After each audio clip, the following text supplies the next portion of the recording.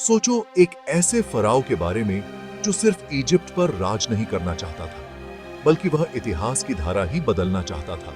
एक ऐसी विरासत छोड़ना चाहता था जो सदियों तक याद रखी जाए। वह तो इजिप्ट की पहचान ही बदल देना चाहता था, जैसे कोई कलाकार अपनी कूची से पूरी तस्वीर बदल दे। हजारों सालों से इजिप्ट के गॉड्स ने जिंदगी के हर पहलू को शेप दिया था। लोगों की सोच, उनके त्योहार, उनकी उम्मीदें और डर, सब कुछ उन्हीं देवताओं के इर्द गिर्द घूमता था। लेकिन इस राजा को वे सब सिर्फ वहम लगते थे। उसे लगता था कि सच्चाई कहीं और है और उसे दुनिया के सामने लाना है। उसने एक ही यूनिवर्सल गॉड का ऐलान किया, सूरज की रोशनी और गर्मी, जिसे एटेन कहा गया। उसके लिए यही असली शक्ति थी जो सबको जीवन देती है। मंदिर बंद कर दिए गए, पुराने रीति रिवाजों को तोड़ दिया गया और लोगों को एक नई पूजा पद्धति अपनाने के लिए मजबूर किया गया।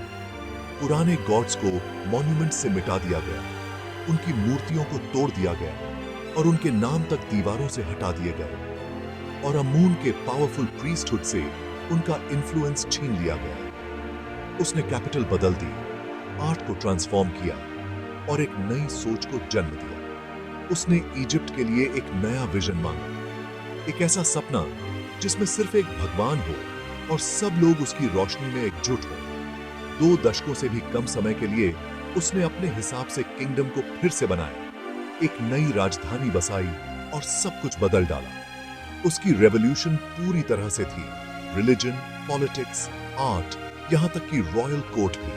हर चीज में बदलाव की लहर दौड़ गई।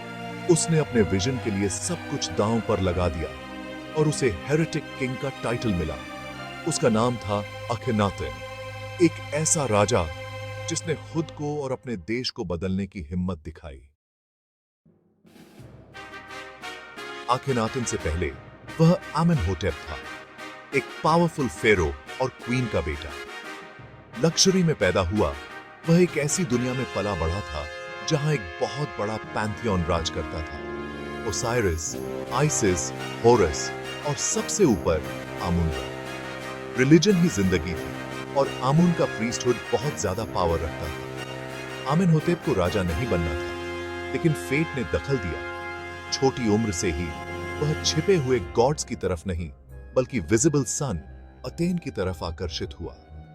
यह फैसिनेशन जल्द ही एक रेवोल्यूशन को जन्म देगी। अपने राज के शुरुआती दौर में आमेनहोटेप आईवी ने अपने पूर्वजों की तरह ट्रेडिशन को फॉलो किया और धार्मिक रीति रिवाजों का सम्मान किया। वह भी बाकी राजाओं की तरह अमुन और दूसरे देवताओं की पूजा करता था और पुरानी परंपराओं को निभाता था। लेकिन बदलाव आ रहा था। आमेनहोटेप आईवी के मन में एक नई सोच जन्म ले रही थी, जो जल्द ही पूरे इजिप्ट को बदलने वाली थी।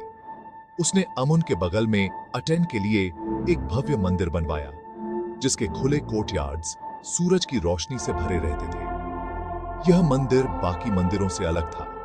यहां कोई छाया नहीं, सिर्फ उजाला और खुलापन था। एटेन, जो कभी रा का एक छोटा सा पहलू था, अब आमेनहोटेप फौरी का एकमात्र फोकस बन गया। एक अकेला यूनिवर्सल क्रिएटर जो सबको जीवन देता है। एटेन की पूजा अब सबसे ऊपर थी।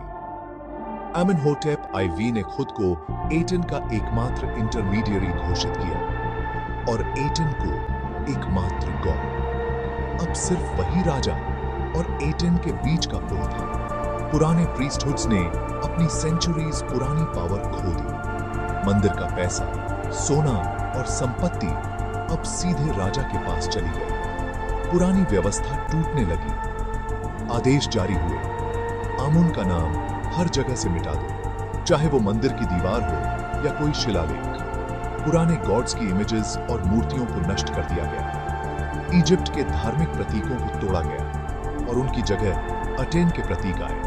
यहां तक कि गॉड्स शब्द भी हर जगह से मिटा दिया गया, ताकि अटेन के अलावा किसी और का नाम न रहे। यह सिर्फ एक नया फेथ नहीं था, यह इजिप्ट के पास्ट, उसकी पहचान और उसकी आत्मा पर एक वॉर था। पुरानी मेमोरीज को मिटाया जा रहा था। अखनातेन का मोनोथेइज्म हजारों सालों की ट्रेडिशन से एक रैडिकल ब्रेक था जिसने इजिप्ट के इतिहास को हमेशा के लिए बदल दिया। इजिप्ट कभी पहले जैसा नहीं रहेगा। अखिनातन के इस साहसिक कदम ने एक नई शुरुआत की, लेकिन साथ ही एक पुरानी दुनिया का अंत भी। पुराने गॉड्स से रिश्ते तोड़ने के लिए अखिनातन को एक नए शहर की जरूरत थी। उसे एक ऐसी जगह चाहिए थी जहां पुराने धर्म की छाया न हो, जहां वह अपने नए विश्वास को पूरी तरह से स्थापित कर सके। उसने थीब्स को छोड़ दिया और अखिनातन अमारना को वर्जिन डेजर्ट पर बसाया, जिसका दावा उसने किया कि अटेन ने खुद उसे गाइड किया था। अखिनातन ने कहा कि यह जगह खुद एटेन की इच्छा से चुनी गई थी और यहां से एक नया युग शुरू होगा। शहर तेजी से बना। ओपन एयर टेम्पल्स, एक ग्रैंड रॉयल रोड और रॉयल फैमिली के लिए पैलेसेस। मजदूरों और कारीगरों ने दिन रात काम किया ताकि अटेन के लिए एक शानदार राजधानी खड़ी की जा सके। अमारना, अटेन कोआ अम्तिए, एक यूटोपिया था। उसका लेआउट नए ऑर्डर का प्रतीक था। हर चीज को ध्यान से प्लान किया गया था। सड़कों, मंदिरों और घरों की प्लेसमेंट भी सिंबॉलिक थी। अखिनातन, नेफरटीटी और उनकी बेटियां होली फैमिली बन गए। अटेन के चुने हुए लोगों की तरह रहते थे। वे खुद को डिवाइन मानते थे और उनकी डेली लाइफ भी एक रिलीजियस रिचुअल बन गई थी। शहर की आर्ट, आर्किटेक्चर और डेली लाइफ सब सूरज के इर्द गिर्द घूमती थी। हर रिलीफ, हर पेंटिंग में एटन की किरणें दिखती थी, जो जीवन और शक्ति का प्रतीक थी। बाउंड्री स्टेलाए ने उसकी सेक्रेड लिमिट्स को मार्क किया। अखिनातन ने कसम खाई कि वह कभी उसे नहीं छोड़ेगा। ये पत्थर आज भी उस वचन की गवाही देते हैं।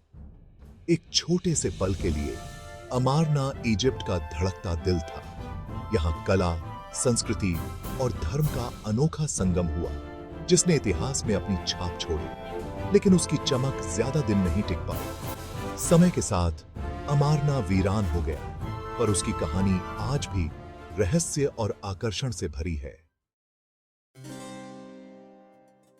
अखिनातन के साथ खड़ी थी नेफरटीटी, क्वीन, पार्टनर और आइकॉन। वह सिर्फ एक खूबसूरत चेहरा नहीं थी, वह एक को रूलर थी जिसे आर्ट और रिचुअल में अखिनातन के बराबर दिखाया गया था। अमारना आर्ट ने ट्रेडिशन को तोड़ा। रॉयल फैमिली को अटेन की किरणों के नीचे इंटीमेट, नेचुरल सीन्स में दिखाया गया। अखिनातन का अनयूजुअल अपीयरेंस, लंबा चेहरा, गोल पेट ने डिबेट छेड़ दिया। क्या यह रियलिज्म था या सिंबलिज्म? नेफरटीटी की प्रोमिनेंस अनप्रेसिडेंटेड थी। कुछ मानते हैं कि उसने को रीजेंट के रूप में शासन किया। आर्ट प्रोपेगेंडा था।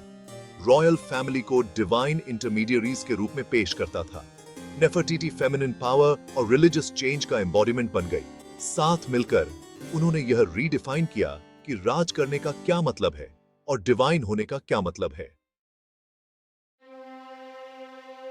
जब अखिनाटन अपने गॉड पर फोकस कर रहा था, इजिप्ट का एम्पायर लड़खड़ा रहा था। अमारना लेटर्स वैसल्स से मिलिट्री एड के लिए डेस्परेट प्लीज दिखाते हैं, जिन प्लीज को अक्सर इग्नोर किया जाता था। विदेश में इजिप्ट का प्रभाव कम हो गया क्योंकि राजा का ध्यान अटेन पर ही टिका रहा। घर पर मंदिरों को बंद करने से लोगों की रोजी रोटी तबाह हो गई। पुराने गॉड्स के फॉलोअर्स एलियनेटेड हो गए। रेवोल्यूशन ऊपर से नीचे थी। लोगों ने कभी इसे अपनाया नहीं। बेदखल पुजारी और एलिट्स पावरफुल एनिमीज बन गए, बदलाव का इंतजार कर रहे थे। अखिनातन का फेथ दिल नहीं जीत पाया। यह एक आदमी का विजन था, एक नेशन का नहीं। इजिप्ट रेगिस्तान के सूरज के नीचे अशांति से उबल रहा था। अखिनातन ने 17 साल राज किया। उसकी मौत रहस्य में डूबी हुई है। छोटे उत्तराधिकारियों के बाद उसका बेटा तुतनखतन राजा बना। जल्द ही उसका नाम तुतनखामुन रखा गया, जिसने पुराने गॉड्स को रिस्टोर किया। अमरना को छोड़ दिया गया, उसके मंदिर तोड़ दिए गए। अखिनातन का नाम इतिहास से मिटा दिया गया। प्रीस्टहुड्स ने अपनी पावर फिर से हासिल कर ली। रेवोल्यूशन खत्म हो गई। हजारों सालों तक अखिनातन एक भुला हुआ हेरेटिक था। सिर्फ 19वीं सदी में आर्कियोलॉजिस्ट्स ने अमारना और उसकी कहानी को फिर से खोजा। तुतनखामुन के ट्रेजर्स ने इस युग को ग्लोबल फेम दिलाई। क्या अखिनाटन एक विजनरी था या एक फैनेटिक? डिबेट जारी है।